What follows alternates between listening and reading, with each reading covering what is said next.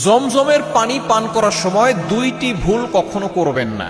মনে রাখবেন, জমজমের পানি পান করার কিছু সুন্নাহ নিয়ম রয়েছে, তবে আমরা অনেকেই কিছু ভুল কাজ করে ফেলি। এই জমজমের পানিটা হচ্ছে বরকতময় পানি। এই জমজমের পানি খাওয়ার পরে দেখবেন আলাদা একটা তৃপ্তি আসে, এবং আপনি যেই নিয়ত করে এই পানি পান করবেন, আল্লাহ পাক রব্বুল আলামিন আপনার সেই নিয়তটাই পূর্ণ করে দিবেন। তবে আমাদেরকে স্মরণে রাখতে হবে, এই জমজমের পানি পান করার সময় আমরা অনেকেই কিছু ভুল কাজ করে থাকি, এবং অনেকে এই জমজমের পানি পান করার যে দোয়া আছে সেই দোয়াটাও কিন্তু আমরা জানি না। দোয়াটা হচ্ছে আল্লাহুম্মা ইন্নী আসআলুকা ইলমান নাফিআ ওয়া রিজকান ওয়াসিআ ওয়া শিফাআন মিন কুল্লি দা। আপনি যখনই জমজমের পানি পান করবেন এই দোয়াটা পড়বেন। আপনি এক নাম্বার আমরা যে ভুল কাজটা করে থাকি সেটা হচ্ছে আমরা অনেকেই এটা বসে পানি পান করি। এটা বসে পানি পান করবেন না, এটা দাঁড়িয়ে পান করবেন। নবী সাল্লাল্লাহু আলাইহি ওয়াসাল্লাম জমজমের পানি দাঁড়িয়ে পান করেছেন। কেন করেছেন? এটা আদব রক্ষা করার জন্য। এটা তিনি যেহেতু এটা বরকতময় পানি, এই জন্য রাসূলুল্লাহ সাল্লাল্লাহু আলাইহি ওয়াসাল্লাম দাঁড়িয়ে পান করেছেন। বুখারী শরীফের 1637 নম্বর হাদিস।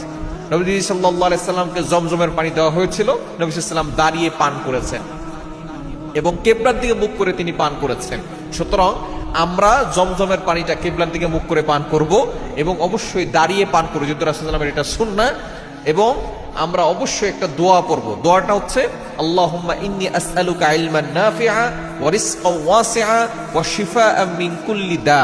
এই ছোট্ট দোয়াটা পড়লে আল্লাহ পাক রব্বুল আলামিন এই দোয়ার বদৌলতে আল্লাহ তাআলা আপনাকে উপকারী জ্ঞান দান করবেন, এবং আল্লাহ তাআলা আপনার রিজিকে প্রশস্ততা দিবেন, এবং আল্লাহ পাক রব্বুল আলামিন আপনার সকল রোগ ভালো করে দিবেন।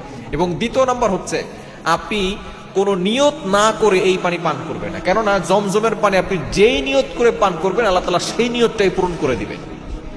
জমজমের পানিটা হচ্ছে এতটা বরকতময় পানি, আপনি যেই নিয়ত করে পান করবেন। আপনি অসুস্থ আছেন, আপনি জমজমের পানি পান করার সময় দাঁড়িয়ে কিবলার দিকে মুখ করে বলবেন, আল্লাহ আমাকে সুস্থ করে দাও। এটা বলে আপনি পানি পান করবেন, দেখবেন আল্লাহ তাআলা আপনাকে শিফা দান করবেন। আপনি বিপদে আছেন, আপনি জমজমের পানি পান করার আগে বলবেন, আল্লাহ আমাকে বিপদ থেকে উদ্ধার করো, দেখবেন আল্লাহ তাআলা আপনাকে বিপদ থেকে উদ্ধার করবেন। সুতরাং এই পানি যেই নিয়তে পান করবেন সেই নিয়তটা আল্লাহ তাআলা পূরণ করে দিবেন।